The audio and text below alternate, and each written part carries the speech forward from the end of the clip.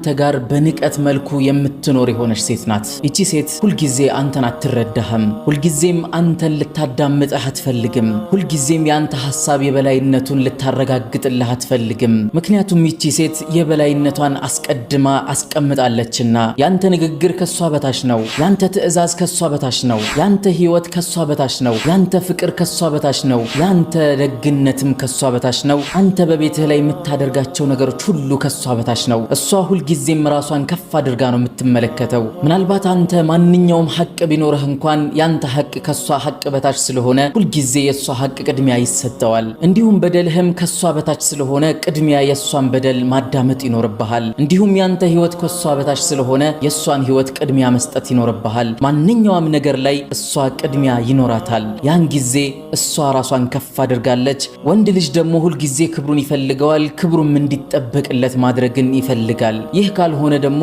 ፍቅር ምንም ሊሆን ይችላል በወንድ ዘንድ ማለት ነው። ስለዚህ ዘላቂ ያልሆነ ፍቅር ጀምራችኋልና ይህ ነገር ካለ ፈጽሞ እሷ ጋር መኖር እንደሚከብድህ ልነግርህ እፈልጋለሁ። አንቺም እህቴ ምናልባት ያንቺ ኩራትና ለሱ ያለሽ ንቀት ላንቺ ክብር መስሎ ከታየሽ ፈጽሞ ይህ ጉዳይ ክብር እንዳልሆነ ልነግርሽ እፈልጋለሁ። ምክንያቱም የሴት ልጅ ትልቁ ክብሯ ባሏን ማክበሯ ነው፣ ባሏን መጠበቋ ነው፣ ባሏን መንከባከቧ ነው። ይህ ሲሆን ነው ትልቁን ክብሯን አገኘች ተብሎ የሚጠራው ማለት ነው። በባሏ ክብር ውስጥ ነው ክብሯ የሚገለጸው። በባሏ ፍቅር ውስጥ ነው ፍቅሯም ሊገለጽ የሚችለው። ምቾቷም እንደዚሁ ባሏ ሲመቸው ነው ልታገኘው የምትችለው። እሱ እየተቦሳቆለና እየተዋረደ እንዲሁም በሰዎች ፊት እየተናነሰና አንቺ የበላይነትን ይዘሽ ሳለ ክብሬን በዚህ መልኩ አገኛለሁ እንዲሁም ክብሬ የተሻለ ቦታ ደርሷል ብለሽ የምታስቢ ከሆነ የሆነ ሰዓት ላይ ያገረሽበትና ጥሎሽ ይጠፋል። ያን ጊዜ ፈጽሞ እንደማይመለስ ልታውቂ ይገባል። እንዲሁም እንደዚህ አይነት ወንድ ደግሞ ፈጽሞ እንደማታገኝም ልታውቂ ይገባሻል። አልሰማውም እንዳትል